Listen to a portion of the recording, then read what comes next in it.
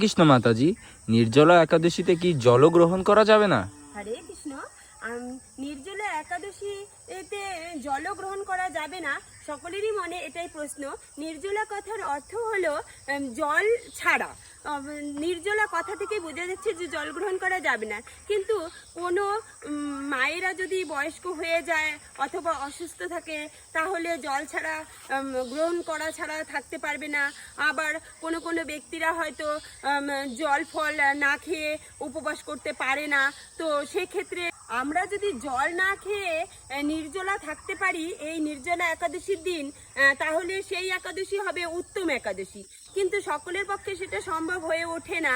আর জল ফল সাবু কাঁচা জিনিস অনেকে খেয়ে এই একাদশী করতে পারে, আর সেটাও হবে মধ্যম একাদশী।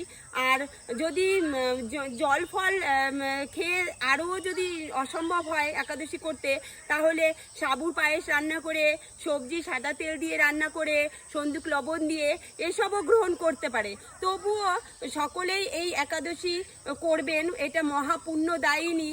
বছরে যে 24টা একাদশী হয় সব থেকে সেই একাদশীর মধ্যে এই বছরে যদি এই নির্জলা একটি মাত্র একাদশী করা যায়, তাহলে সেই 24টি একাদশী করার ফল এই একটি একাদশীতেই হয়ে যায়। সেটা হলো এই নির্জলা একাদশী। জ্যৈষ্ঠ মাসের শুক্লাপক্ষে যে আসছে আগামী শনিবারে, সেই একাদশী হলো নির্জলা একাদশী। তো সকলেই এই একাদশী নির্জলাই থাকতে হবে এমন কোনো কথা নেই। অনুকল্প প্রসাদ গ্রহণ করেও তবুও আপনারা নির্জলা একাদশীর ব্রত পালন করবেন। হরে কৃষ্ণ, রাধে রাধে।